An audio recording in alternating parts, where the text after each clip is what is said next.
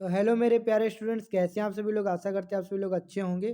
तो इस वीडियो में आप सभी का स्वागत है। ये है क्लास 10th प्री बोर्ड के जो पेपर चल रहे हैं। क्लास 10th प्री बोर्ड वो सामाजिक विज्ञान सोशल साइंस 825 BAS ये पेपर है। यही पेपर आप में हो सकता है आ जाए, क्योंकि हमारे यहाँ हो चुका, इसलिए मैंने इसको अपलोड किया था और इसके 20 MCQ भी आप लोगों को करा दिए थे। और इस वीडियो में हम पूरा इसका फुल सॉल्यूशन देने वाले हैं। तो आप लोग वीडियो को लाइक कर दीजिएगा और चलिए स्टार्ट करते हैं। यहाँ पर देखिए, ये तो प्रश्न हमने करा दिया था कि फ्रांस की कब क्रांति कब हुई थी।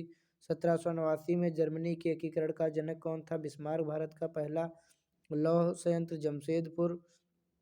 अंतर्राष्ट्रीय विश्व बैंक की स्थापना। ये सारे क्वेश्चन हमने जो है करा दिए थे। यहाँ पर देख लीजिए, ये सारे क्वेश्चन हमने जो है करा दिए हैं। इसके लिए आप लोग हमारे चैनल पे जा कर के इसको आप लोग देख लेना। ये 20 प्रश्न, इसमें मैं टाइम नहीं खराब करूँगा। सीधे मैं आप लोगों को ले चलता हूँ थ्योरिकल क्वेश्चन पे। ठीक, ये सारे प्रश्न हमने करा दिए हैं। वीडियो में जा कर के आप लोग वहाँ से देख लेना। अब मैं आता हूँ सीधे यहाँ पर। ये जो आप लोगों ने मांग की थी कि मैं सर डिस्क्रिप्टिव क्वेश्चन करा दीजिए। तो जैसे पहला है, भारत की आर्थिक तथा राजनीतिक स्थिति पर प्रथम विश्व युद्धों के प्रभावों का उल्लेख कीजिए, अथवा आर्थिक महामंदी के दो प्रमुख कारणों का उल्लेख कीजिए, अथवा भारतीय राजनीतिक व्यवस्था में क्षेत्रीय दलों के बढ़ते महत्व के दो प्रमुख कारणों का उल्लेख कीजिए। 4-4 नंबर के सभी हैं। या तो फिर देखो, इसमें आपको दिया गया है कि ये प्रश्न करना है या फिर ये करना है, दोनों में से एक करना है। ठीक, या तो फिर आप लोग कौन सा करेंगे यहाँ पे, या तो फिर ये वाला करिएगा। ये करेंगे तो भी 4 नंबर कर मिलेगा, ये करेंगे तो भी 4 नंबर मिलेगा आपको।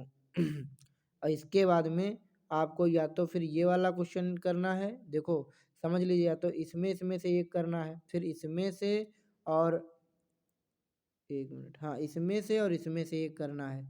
तो ये 4-4 8 नंबर के हो गए यहाँ पर।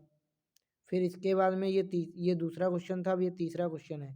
तीसरा या तो ये करिए या तो ये करिए, ये भी 4-4 नंबर के हैं। तो 3 प्रश्न हो गए, और तीनों प्रश्नों को मैं अब सीधे आप लोगों को कराऊंगा सॉल्यूशन, तब आगे इसका आंसर मतलब नेक्स्ट क्वेश्चन कराऊंगा। चलिए यहाँ पर देखिए, पहला प्रश्न भारत की आर्थिक तथा राजनीतिक स्थिति पर प्रथम विश्व युद्ध के प्रभाव का उल्लेख कीजिए। तो प्रथम विश्व युद्ध का भारत की आर्थिक और राजनीतिक स्थिति पर महत्वपूर्ण प्रभाव पड़ा। क्या पड़ा? आर्थिक प्रभाव क्या पड़ा? युद्ध के कारण रक्षा व्यय में भारी वृद्धि हुई, जिसका वित्त पोषण। ये चीज़ें आप लोग इसको पढ़ लीजिए। 1914 से 1918 तक, 28 जुलाई 1914 से 11 नवंबर 1918 तक युद्ध चला था, 4 साल। और ये इसका जो है आप लोग यहाँ पर देख सकते हैं। इसका राजनीतिक प्रभाव यहाँ पर ये है, और आर्थिक प्रभाव मैंने ऊपर दिखा दिया। इसके बाद में ये राजनीतिक प्रभाव स्क्रीनशॉट आप ले लीजिए, क्योंकि समय कम है, वीडियो जो थोड़ा जल्दी बनाना है। आर्थिक महामंदी के दो प्रमुख कारण उल्लेख कीजिए। तो अब इसका अथवा वाला है। तो पहला तो यही, कृषि अति उत्पादन। प्रथम विश्व युद्ध के बाद कृषि उत्पादों की मांग कम हो गई, इससे उत्पादन शेष हो गया। कृषि उत्पादों की कीमतें गिर गई, जिससे किसानों की आय कम हो गई और वे ऋण चुकाने में असमर्थ हो गए। और यहाँ पर दूसरा, अमेरिकी ऋण। अमेरिका से ऋण लिया गया। युद्ध के बाद कई देशों ने अर्थव्यवस्था को स्थिर करने के लिए अमेरिका से ऋण लिया। जब अमेरिका में आर्थिक संकट आया तो उसने इन ऋणों को वापस मांगना शुरू किया, जिससे अन्य देशों की अर्थव्यवस्थाएं भी चरमरा गईं। भारतीय राजनीतिक व्यवस्था में क्षेत्रीय दलों के बढ़ते ये दूसरा क्वेश्चन है, पहला हो गया ऊपर। अब दूसरा, भारतीय राजनीतिक व्यवस्था में क्षेत्रीय दलों के बढ़ते प्रमुख कारण है। यहाँ पर पहला, राष्ट्रीय दलों की कमजोरियां। राष्ट्रीय दल कई बार क्षेत्रीय मुद्दों, ये पूरा आप लोग इसका स्क्रीनशॉट ले लीजिए। और दूसरा, क्षेत्रीय पहचान और आकांक्षाएं, इसका भी आप लोग यहाँ पर पूरा ले लीजिए। ठीक, इसके बाद में यहाँ पर बढ़ते हैं नेक्स्ट। इसी का जो मतलब अथवा में था, लोकतंत्र की विशेषताएं। जनता का शासन, स्वतंत्र और निष्पक्ष चुनाव, कानून का शासन और अधिकारों एवं स्वतंत्रता की सुरक्षा। इतना लिख सकते हैं। या तो फिर आप स्वतंत्रता की 4 विशेषताएं लिखिए। जनता का शासन, यहाँ पर जनता द्वारा चुने गए प्रतिनिधियों द्वारा लिए जाते स्वतंत्र और निष्पक्ष चुनाव, कानून का शासन और अधिकारों एवं स्वतंत्रता की सुरक्षा। तो ये आप इतना लिख देंगे तो आपको जो है मार्क्स मिल जाएंगे। अगला जो है, परिवहन क्षेत्र का विकास देश में महत्वपूर्ण रूप से सहायक है। ये इसका आंसर है। यहाँ पे इसके 2 लाभ हैं, एक आर्थिक लाभ, एक सामाजिक। आर्थिक विकास, सामाजिक विकास, इसका स्क्रीनशॉट ले लीजिए। अयस्क और लौह अयस्क की पेटियाँ। दूसरा क्वेश्चन, अयस्क वे चट्टानें या खनिज जिनसे धातुएं या अन्य उपयोगी पदार्थ निकाले जाते हैं। भारत में लौह अयस्क की 2 प्रमुख पेटियाँ निम्नलिखित हैं। अभी मैं इसका प्रश्न भी दिखाऊंगा, 1 मिनट। एक उड़ीसा झारखंड पेटी है और दूसरी दुर्ग बस्तर चंद्रपुर पेटी है। ठीक, अच्छा अब मैं आपको प्रश्न दिखा देता हूँ। पहले थोड़ा सा यहाँ पे वेट करेंगे, 1 सेकेंड। हाँ ये देखिए, ये प्रश्न था लोकतंत्र की 4 प्रमुख विशेषताओं का उल्लेख कीजिए। फिर इसके बाद इसमें था इन दोनों में से अयस्क वाला भी करा दिया, इसकी 2 प्रमुख पेटियां भी बता दिया और इसका भी आंसर करा दिया। अब हम बढ़ते हैं अगले प्रश्न की तरफ। सूचना का अधिकार क्या है, या किस प्रकार उपभोक्ता की शक्ति में वृद्धि करता है, या इसको करिए 4 नंबर में, या फिर इसको ना करिए तो भारत सरकार द्वारा इस वाले प्रश्न को करिए। इसके बाद में ये दिखाऊंगा। इसके बाद में क्वेश्चन नंबर 5, भारत में राष्ट्रवाद के उदय के कारण या फिर फ्रांस की क्रांति के प्रमुख कारण, ये 2 क्वेश्चन कराऊंगा। इसके बाद में भारत की संज्ञानात्मक, छठा प्रश्न ये वाला या तो फिर ये वाला, ये 4 5 6 ये क्वेश्चन मैं कराऊंगा। इसके बाद में ये अर्थव्यवस्था के 3 क्षेत्र कौन से हैं और ये अनौपचारिक साख क्या है, ये 4 क्वेश्चन कराने के बाद फिर प्रश्न दिखाएंगे। तो चलिए देर न करते हुए सीधे, ये तो हमने बता दिया था, ये वाला हो गया। यहाँ से स्टार्ट है। सूचना का अधिकार परिभाषा, राइट टू इन्फॉर्मेशन। आरटीआई 2005 द्वारा भारत के नागरिकों को किसी भी सरकारी विभाग से जानकारी प्राप्त करने का कानूनी अधिकार प्रदान किया गया। यह अधिकतर सरकारी कामकाज में पारदर्शिता और जवाबदेही सुनिश्चित करता है। उपभोग में वृद्धि, ये यहाँ पर आप लोग देख लेना, और इसका मेन आंसर लिखना चाहते तो इतना लिख सकते हैं। सूचना का अधिकार भारत के नागरिकों को सरकार या सार्वजनिक प्राधिकारों से सूचना प्राप्त करने का कानूनी अधिकार है। तो ये हो गया इसका। और इसके बाद में ये हो गया इसका आंसर, विदेशी निवेश को आकर्षित करने सरकारी उपाय। इसका आंसर है भारत सरकार द्वारा आकर्षित करने वाले उठाए जाने वाले 2 उपाय, इनको आप लिख लेना। इसके बाद में एक तो हो गई इसकी नीति, एफडीआई नीति का उदारीकरण, व्यवसायीकरण करने में आसानी। आंसर इसका, अगर वो दोनों नहीं लिखना चाहते तो इतना आप आंसर इसका लिख सकते हैं। चलिए नेक्स्ट देखते हैं। भारत में राष्ट्रवाद के उदय के प्रमुख कारण की व्याख्या, आर्थिक शोषण, आधुनिक शिक्षा का प्रसार, प्रेस और समाचार पत्रों की भूमिका, आर्थिक सामाजिक और धार्मिक सुधार आंदोलन, संचार साधनों का विकास। ये हेडिंग बना के आप लिख देना। इसके बाद में फ्रांस की क्रांति 1789 में जो हुई, इसमें ये चीज़ें क्यों हुई, सामाजिक असमानता थी, आर्थिक कठिनाइयाँ थी, निरंकुश राजशाही थी, प्रबोधन विचारों का प्रभाव था, इस कारण से फ्रांस की क्रांति हुई थी। भारत की संघानात्मक शासन व्यवस्था की उल्लेख करना है तो ये इसकी है, दोहरी सरकार होती है, केंद्र पे और राज्य सरकार पर दो लोग मिलकर चलाते हैं, शक्तियों का विभाजन होता है, संविधान की सर्वोच्चता, स्वतंत्र न्यायपालिका, लिखित और कठोर संविधान। अब नेक्स्ट प्रश्न यहाँ पे देखेंगे, सांप्रदायिकता से आप क्या समझते हैं, किस प्रकार भारतीय समाज के लिए हानिकारक है, तो इसको आप लोग पढ़ लीजिए। यहाँ पर ज़्यादा फिर हम समझाएंगे तो वीडियो काफ़ी लंबा होगा, आपको भी ज़्यादा समय नहीं, परीक्षा पास में है और हो सकता है कौन सा प्रश्न आपका इसमें से फंस जाए। तो अर्थशास्त्र के लिए क्षेत्रक और भारतीय आर्थिक विकास, अर्थव्यवस्था के 3 प्रमुख क्षेत्रों की पहचान, प्राथमिक क्षेत्रक, इसमें कृषि मछली पकड़ना ये सब आता है। द्वितीय क्षेत्र में कच्चे माल से तैयार उत्पादों में बदला जाता है। तृतीय क्षेत्र में शिक्षा, व्यवसाय, ये सारी चीज़ें आ जाती हैं। यहाँ पर यह है दूसरा, भारतीय आर्थिक विकास के साथ क्षेत्रकों की संरचना में परिवर्तन करना, ये इसका आंसर है।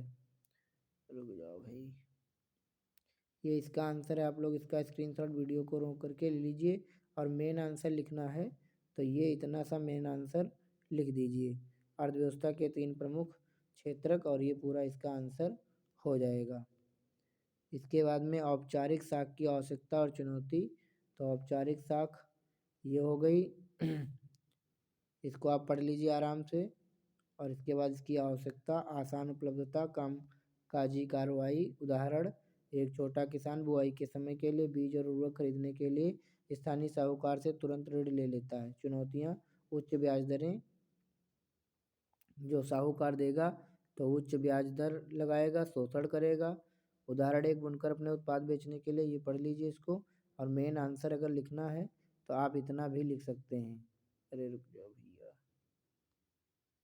मेन आंसर अगर आप लिखना चाहते हैं तो इतना भी आप लोग इतना लिख सकते हैं, औपचारिक साख। ठीक, अब मैं आप लोगों को एक बार प्रश्न भी दिखा देता हूँ। ये देखिए, यही प्रश्न था। भारत में वन एवं वन्य जीवों संरक्षण पारिस्थितिकी संतुलन वाला ये क्वेश्चन है। इसके संरक्षण की आवश्यकता, प्राकृतिक संतुलन, जैव विविधता, आर्थिक और सामाजिक महत्व, उठाए गए कदम, कानूनी ढांचे। फिर यहाँ पर ये इसको पढ़ लीजिए। फिर अथवा वाला प्रश्न है। 3 प्रमुख कृषि के प्रकारों का उल्लेख करना है।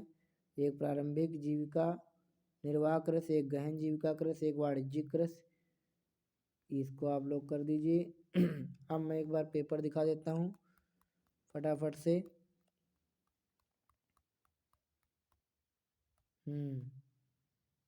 देखिए, ये था पेपर आपका। ये यहाँ पर ये सारे कुछ मैंने करा दिया है आपका। इसको आप लोग देख सकते हैं, ये भी करा दिया, ये भी करा दिया, और इसके बाद में ये सब करा दिया। और अब आपका ये वाला क्वेश्चन है, जहाँ पूर्ण स्वराज की मांग की गई, ये जहाँ कांग्रेस का अधिवेशन हुआ, जहाँ जालियांवाला बाग हत्याकांड हुआ, इसके बाद में वह स्थान जहाँ आनंद भवन स्थित है। ये सारे इसके आंसर, और इन सब के आंसर पाँचों के 5-5 10 प्रश्नों के उत्तर यहाँ पर इसके जो है देना है। तो चलिए देर ना करते हुए उनको भी दिखा देते हैं आप लोगों को फटाफट से। बस 1 मिनट वेट करेंगे। हाँ, ये आ गया पहला। वह स्थान जहाँ पूर्ण स्वराज की मांग की गई वो थे लाहौर। 19 दिसंबर 1929 में लाहौर अधिवेशन में भारतीय राष्ट्रीय कांग्रेस ने पूर्ण स्वराज को अपना मुख्य लक्ष्य घोषित किया। वह स्थान जहाँ दिसंबर 1920 में कांग्रेस का अधिवेशन हुआ, नागपुर में 1920 में जो है कांग्रेस का अधिवेशन हुआ, जहाँ जालियांवाला बाग हत्याकांड हुआ, उसको हम लोग अमृतसर कहते हैं, पंजाब में पड़ता है। इसके बाद में वह स्थान जहाँ आनंद भवन स्थित है, यह प्रयागराज। वह स्थान जहाँ मिल श्रमिकों ने सत्याग्रह किया था, अहमदाबाद। मिल मजदूरों ने हड़ताल किया था, गांधी जी ने भी इसमें आमरण अनशन किया था। फिर अगले क्वेश्चन ये थे, पश्चिमी भारत स्थित सॉफ्टवेयर टेक्नोलॉजी पार्क जो है ये कहाँ है? ये मुंबई में है।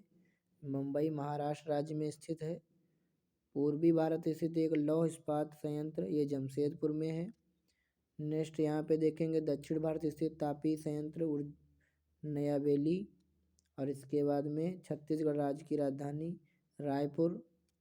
इसके बाद में लास्ट, पूर्वी भारत स्थित अंतर्राष्ट्रीय हवाई पत्तन नेताजी सुभाष चंद्र बोस अंतर्राष्ट्रीय हवाई अड्डा पश्चिम बंगाल में स्थित है। कोलकाता पश्चिम बंगाल में स्थित है और पूर्वी भारत के अंतर्राष्ट्रीय हवाई अड्डों में से प्रमुख है। और फिर ये कुछ क्वेश्चन थे। पश्चिम भारत स्थित सॉफ्टवेयर टेक्नोलॉजी, मुंबई, पुणे, गांधीनगर, बेंगलोर, चेन्नई, कोई एक। अच्छा, ये तो सभी क्वेश्चन करा दिए ना? हाँ, ये तो हो गए। तो चलिए साथियों, ये वीडियो कैसा लगा आप लोग ज़रूर बताइएगा कमेंट सेक्शन में।